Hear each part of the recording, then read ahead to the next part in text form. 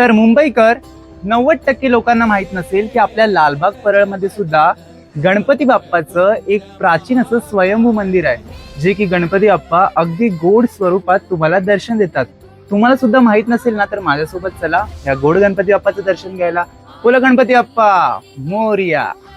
मंडळी, परेलमधील हे बाप्पाचं मंदिर खूप प्राचीन आहे. या बाप्पाचा उजवा हात त्याच्या गालावरती आहे, म्हणूनच या बाप्पाचं नाव श्री बाल गणेश असं पडलंय. हे बाप्पा स्वयंभू आहेत. हे मंदिर कौलारू स्वरूपाचं आहे. मंदिराच्या दरवाजावरच तुम्हाला श्री विष्णू नारायणाचं दर्शन होतं. त्याचबरोबर शेषनाग सुद्धा आपल्या स्वागतासाठी उभे आहेत. मंदिरात प्रवेश केल्यावर अगदी शांत आणि प्रसन्न वाटतं. 1932 साली गंगाराम नारायण साळुंखे यांना दृष्टांत झाला आणि श्रींचा शोध लागला. हे बाप्पा पूर्वेभूमुख असून त्यांचा उजवा हात गालावर आहे, त्यामुळेच त्यांना श्री बाल गजानन हे नाव दिले.